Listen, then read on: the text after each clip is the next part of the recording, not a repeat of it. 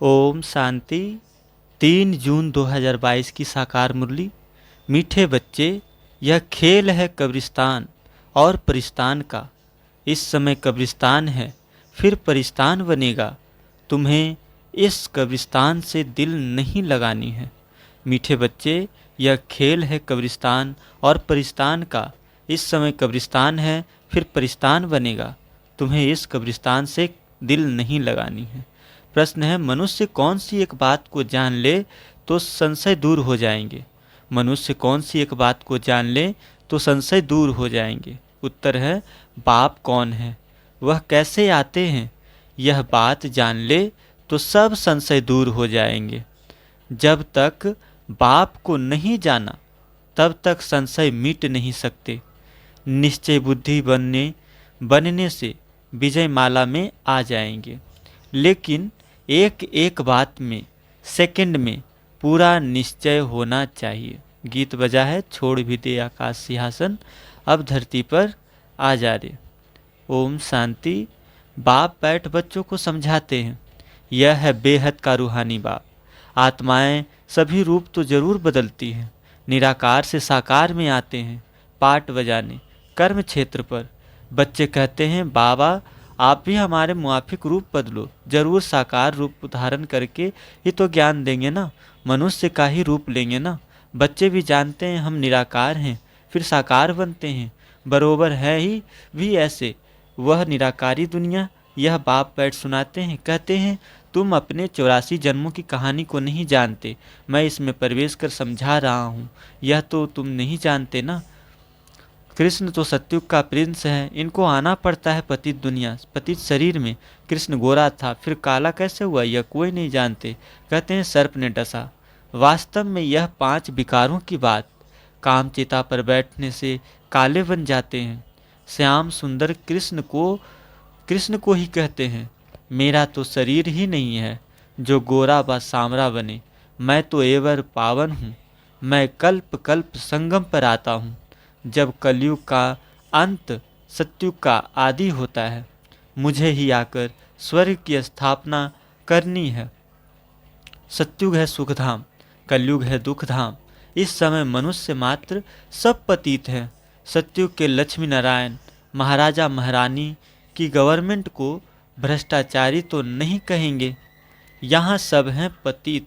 भारत स्वर्ग था तो देवी देवताओं का राज्य था, एक ही धर्म था, संपूर्ण पावन। श्रेष्ठाचारी थे, भ्रष्टाचारी श्रेष्ठाचारियों की पूजा करते हैं। सन्यासी पवित्र बनते हैं तो अपवित्र उनको माथा टेकते हैं। सन्यासी को गृहस्थी फॉलो तो कुछ करते नहीं, सिर्फ कह देते हैं मैं फलाने सन्यासी का फॉलोअर्स हूँ। सो तो जब फॉलो करे तुम भी सन्यासी बन जाओ, तब कहेंगे फॉलोअर। गृहस्थी फॉलोअर्स बनते हैं, परंतु वह पवित्र तो बनते नहीं।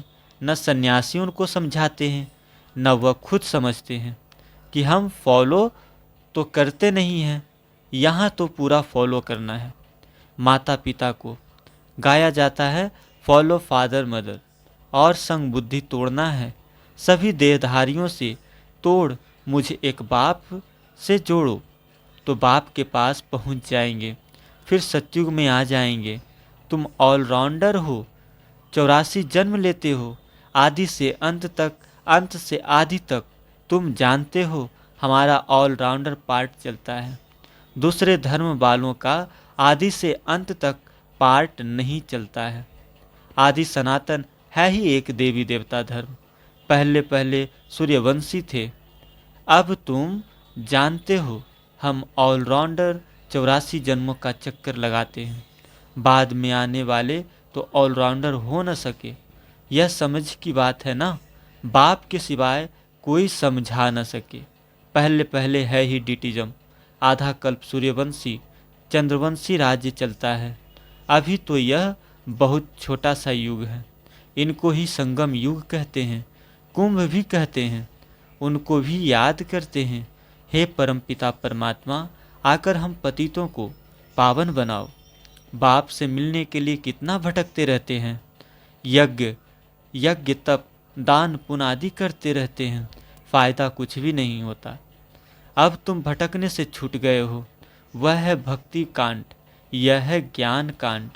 भक्ति मार्ग आधा कल्प चलता है, यह है ज्ञान मार्ग। इस समय तुमको पुरानी दुनिया से वैराग्य दिलाते हैं, इसलिए तुम्हारा यह बेहद का वैराग्य, क्योंकि तुम जानते हो यह खेल है कब्रिस्तान परिस्तान का। बाप परिस्तान स्थापन करते हैं, जिसको याद करते हैं, रावण को कोई याद नहीं करते हैं। मुख्य एक बात समझने से फिर सब संशय मिट जाएंगे। जब तक पहले बाप को नहीं जाना है तो संशय बुद्धि ही रहेंगे। संशय बुद्धि विनश्यन्ति, बरोबर हम सब आत्माओं का बाप है, वही बेहद का वर्षा देते हैं। निश्चय से ही विजय माला में पिरो सकते हैं। एक एक अक्षर में, सेकंड में निश्चय होना चाहिए। बाबा कहते हैं तो पूरा निश्चय होना चाहिए ना। बाप निराकार को कहा जाता है। ऐसे तो गांधी को भी बापूजी कहते थे, परंतु यहाँ तो वर्ल्ड का बापूजी चाहिए ना। वह तो है ही वर्ल्ड का गॉडफादर। वर्ल्ड का गॉडफादर वह तो बहुत बड़ा हुआ, उनसे वर्ल्ड की बादशाही मिलती है। ब्रह्मा द्वारा स्थापना होती है विष्णु के राज्य की। तुम जानते हो हम ही विश्व के मालिक थे। हम सो देवी देवता थे, फिर चंद्रवंशी, वैश्यवंशी, शूद्रवंशी बने। इन सब बातों को तुम बच्चे ही समझते हो। बाप कहते भी हैं इस मेरे ज्ञान यज्ञ में विघ्न बहुत पड़ेंगे। यह है रुद्र ज्ञान यज्ञ, इसमें विनाश ज्वाला प्रज्वलित होती है। इसमें सारी पुरानी दुनिया खत्म हो, एक देवता धर्म की स्थापना हो जाएगी।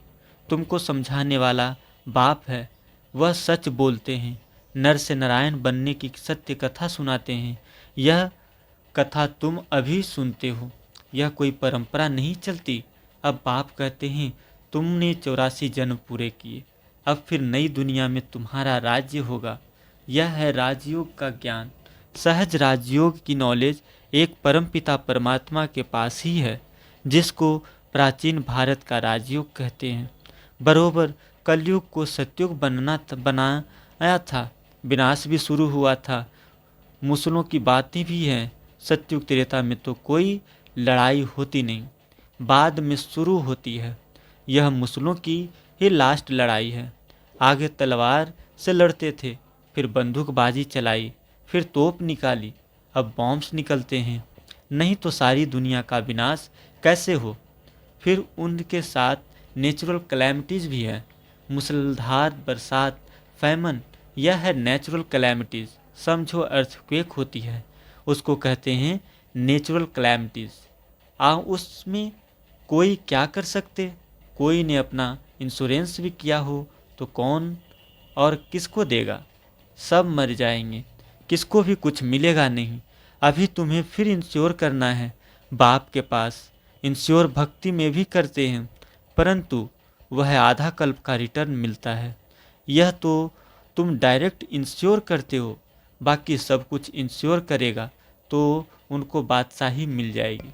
जैसे बाबा अपना बतलाते हैं, सब कुछ दे दिया, बाबा पास फुल इंश्योरेंस कर लिया तो फुल बादशाही मिलती है। बाकी तो यह दुनिया ही खत्म हो जाती है। यह है मृत्युलोक, किनकी दबी रहेगी धूल में, किनकी राजा खाए। जब कहाँ आग लगती है व कोई आफत आती है तो चोर लोग लूटते हैं। यह समय ही अंत का है, इसलिए अब बाप को याद करना है, मदद करनी है। इस समय सब पतित हैं, वह पावन दुनिया स्थापन कर न सके। यह तो बाप का ही काम है। बाप को ही बुलाते हैं निराकारी दुनिया से आओ, रूप धर आओ। तो बाप कहते हैं मैं साकार में आया हूँ, रूप धरा है, परंतु हमेशा इसमें नहीं रह सकता हूँ। सवारी कोई सारा दिन थोड़ी होती है। बैल की सवारी दिखाते हैं, भाग्यशाली रथ मनुष्य का दिखाते हैं। अब यह राइट है या वह गौशाला दिखाते हैं ना, गौमुख भी दिखाया है। बैल पर सवारी फिर गौमुख से नॉलेज देते हैं। यह ज्ञान अमृत निकलता है। अर्थ है ना, गौमुख का मंदिर भी है। बहुत लोग जाते हैं तो समझते हैं गौ के मुख से अमृत टपकता है, वह जाकर पीना है। 700 सीढ़ियाँ हैं। सबसे बड़ा गौमुख तो यह है। अमरनाथ पर कितनी मेहनत कर जाते हैं, वहाँ है कुछ नहीं, सब ठगी है। दिखाते हैं शंकर ने पार्वती को कथा सुनाई। अब क्या पार्वती की दुर्गति हुई जो उनको कथा बैठ सुनाई? मनुष्य मंदिर आदि बनाने में कितना खर्चा करते हैं। बाप कहते हैं खर्चा करते करते तुमने सब पैसे गंवा दिए हैं। तुम कितने सॉल्वेंट थे, अब इंसॉल्वेंट बने गए हो। फिर मैं आकर सॉल्वेंट बनाता हूँ। तुम जानते हो बाप से हम वर्षा लेने आए हैं, तुम बच्चों को दे रहे हैं। भारत है परमपिता परमात्मा का वर्थ प्लेस, ये तो सबसे बड़ा तीर्थ हुआ ना। फिर सर्व पतितों को पावन भी बाप बनाते हैं। गीता में है, गीता में अगर बाप का नाम होता तो सभी यहाँ आकर फूल चढ़ाते। बाप के सिवाय सभी को सद्गति कौन दे सकता है? भारत ही सबसे बड़े से बड़ा तीर्थ है, परंतु कोई को मालूम नहीं है। नहीं तो जैसे बाप की महिमा अपरम अपार है, वैसे भारत की भी महिमा है। हेल और हेविन भारत बनता है। अपरम अपार महिमा है ही हेविन की, अपरम अपार निंदा फिर हेल की करेंगे। तुम बच्चे सचखंड के मालिक बनते हो, यहाँ आए हो बाबा से बेहद का बरसा लेने। बाप कहते हैं मन मना भव, और सबसे बुद्धि योग हटाए मामेकम याद करो। याद से ही पवित्र बनेंगे। नॉलेज से बरसा लेना है। मुक्ति जीवन मुक्ति का बरसा तो सबको मिलता है, परंतु स्वर्ग का बरसा राजयोग सीखने वाले ही पाते हैं। सद्गति तो सबकी होनी है ना, सबको वापस ले जाएंगे। बाप कहते हैं मैं कालों का काल हूँ, महाकाल का भी मंदिर है। बाप ने समझाया अंत में प्रत्यक्षता होगी, तब समझेंगे कि बरोबर इन्हों को बतलाने वाला बेहद का बाप ही कथा सुनाने वाला। अगर अब कहें गीता का भगवान कृष्ण नहीं शिव है तो सब कहेंगे इनको भी बीके का भूत लगा हुआ है। इसलिए इन्हों का अभी टाइम नहीं है, पिछाड़ी को मानेंगे। अभी मान लेवें तो उन्हों की सारी ग्राहकी चली जाए। अच्छा, मीठे मीठे सिकिलधे बच्चों प्रति माता पिता बाप दादा का याद प्यार और गुड मॉर्निंग। रूहानी बाप की रूहानी बच्चों को नमस्ते। तो हम रूहानी बच्चों की रूहानी माता पिता बाप दादा को याद प्यार गुड मॉर्निंग और नमस्ते नमस्ते नमस्ते। धारणा के लिए मुख्य सार है, पहली है और सब संग तोड़ माता पिता को पूरा फॉलो करना है। इस पुरानी दुनिया से बेहद का वैराग्य रख, इसे भूल जाना है। और सब संग तोड़ माता पिता को पूरा फॉलो करना है। इस पुरानी दुनिया से बेहद का वैराग्य रख, इसे भूल जाना है। दूसरी है यह अंत का समय है, सब खत्म होने के पहले अपने पास जो कुछ है उसे इंश्योर कर भविष्य में फुल बादशाही का अधिकार लेना है। यह अंत का समय है, सब खत्म होने के पहले अपने पास जो कुछ है उसे इंश्योर कर भविष्य में फुल बादशाही लेना है। वरदान, ब्राह्मण जीवन में सदा खुशी की खुराक खाने और खिलाने वाले श्रेष्ठ नसीबवान भव। ब्राह्मण जीवन में सदा खुशी की खुराक खाने और खिलाने वाले श्रेष्ठ नसीबवान भव। विस्तार है, विश्व के मालिक के हम बालक सो मालिक हैं। इस ईश्वरीय नशे और खुशी में रहो। बाह मेरा श्रेष्ठ भाग्य अर्थात नसीब, इसी खुशी के झूले में सदा झूलते रहो। सदा खुश नसीब भी हो और सदा खुशी की खुराक खाते और खिलाते भी हो। औरों को भी खुशी का महादान देन खुश नसीब बनाते हो। आपकी जीवन ही खुशी है, खुश रहना ही जीना है। यही ब्राह्मण जीवन का श्रेष्ठ वरदान है। स्लोगन है, हर परिस्थिति में सहनशील बनो तो मौज का अनुभव करते रहेंगे। हर परिस्थिति में सहनशील बनो तो मौज का अनुभव करते रहेंगे।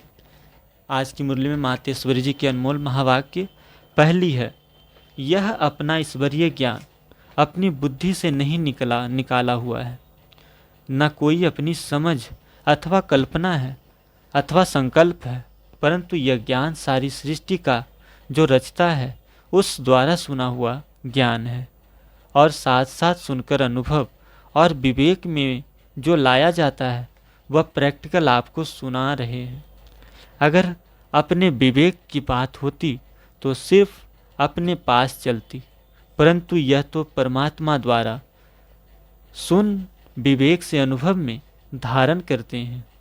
जो बात धारण करते हैं वो जरूर जब विवेक और अनुभव में आती है तब अपनी मानी जाती है।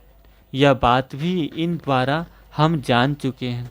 तो परमात्मा की रचना क्या है, परमात्मा क्या है, बाकी कोई अपने संकल्प की बात नहीं है। अगर होती तो अपने मन में उत्पन्न होती।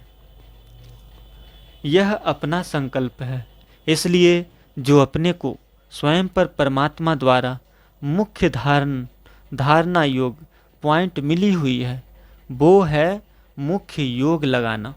परंतु योग के पहले ज्ञान चाहिए। ज्ञान करने के लिए पहले ज्ञान क्यों कहते हैं? पहले सोचना समझना और बाद में योग लगाना। हमेशा ऐसे कहा जाता है, पहले समझ चाहिए, नहीं तो उल्टा कर्म चलेगा। इसलिए पहले ज्ञान जरूरी है। ज्ञान एक ऊंची स्टेज है जिसको जानने के लिए बुद्धि चाहिए, क्योंकि ऊंचे ते ऊंचा परमात्मा हमको पढ़ाता है। दूसरी है यह ईश्वरीय ज्ञान एक तरफ तोड़ना दूसरे तरफ जोड़ना। एक परमात्मा के संग जोड़ो जिस शुद्ध संबंध से हमारे ज्ञान की सीढ़ी आगे बढ़ेगी, क्योंकि इसी समय आत्मा कर्म बंधन बस हो गई है। वह आदि में कर्म बंधन से रहित थी, बाद में कर्म बंधन में आ गई और अब फिर से उनको अपने कर्म बंधनों से छूटना है। अब अपने कर्मों की बंधाए मानी भी ना हो और कर्म करना अपने हाथ में रहे।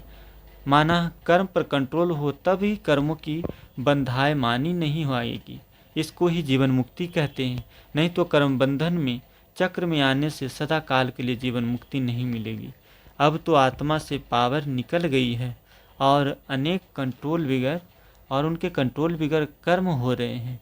लेकिन कर्म आत्मा से होना चाहिए और आत्मा में जोर आना चाहिए और कर्मों को इस स्थिति में आना चाहिए जो कर्मों की बंधाए मानी ना रहे। नहीं तो मनुष्य दुख सुख के लपेटे में आ जाते हैं, क्योंकि कर्म उन्हों को खींचता रहता है।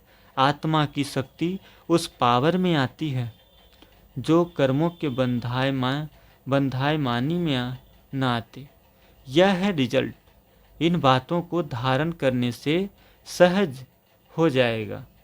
इस क्लास का मकसद यही है। बाकी अपने को कोई वेद शास्त्र पढ़ डिग्री हासिल नहीं करनी है, बल्कि इस ईश्वरीय ज्ञान से अपने को अपनी जीवन बनानी है, जिस कारण ईश्वर से वो शक्ति लेनी है। अच्छा, ओम शांति शांति शांति।